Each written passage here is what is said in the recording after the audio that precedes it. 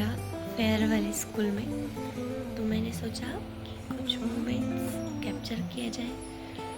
तो अभी बज रहे हैं सुबह के 6:30, तो अभी मैं यहाँ पे उठ गई हूँ।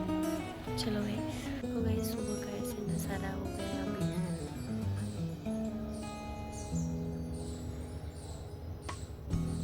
चलो अब हम करेंगे ब्रश, उसके बाद में फ्रेश वगैरह होंगे, उसके बाद में हम मिलते हैं तैयार होने के बाद।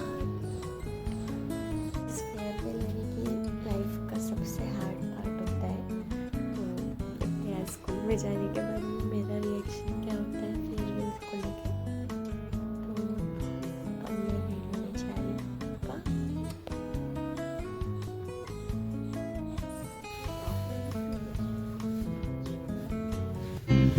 कल क्या पता इनके लिए आंखें तरस जाएंगी, जाने कब गुम हुआ कहाँ खोया। म्हणा सगळ्यांनी सुसंगती सदा घडो सुजन वाक्यकानी घडो कलंक मतीचा जडो विषय सर्वथा नावडो कदंद्री कमळी दडो मुरडिता हटाने अडो वियोग घडता रडो मन भव चरित्री जडो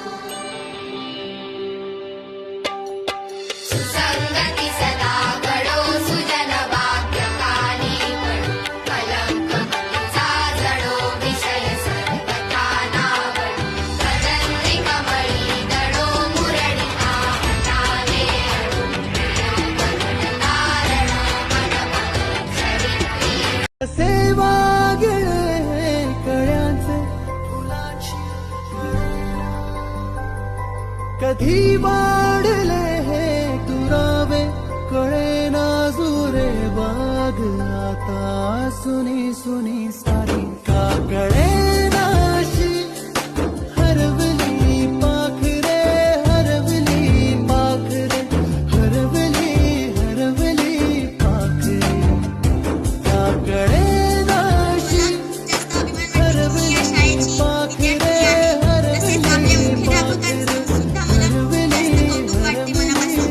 कारण सर जेव्हापासून आपल्या शाळेचे मुख्याध्यापक झाले आहेत तेव्हापासून आपली शाळा प्रत्येक क्षेत्रात प्रथम क्रमांक आणत आहे.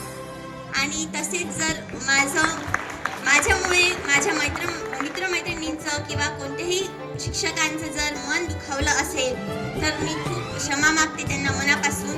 आणि बघता बघता आज निरोपाची वेळ सुद्धा येऊन गेली. मला हे कळालं सुद्धा नाही की 3 वर्ष कधी गेले. या शाळेच्या वटवृक्षाखाली विसावलेली चिमणी आज आपल्या समोर निरोप द्यायला उभी आहे.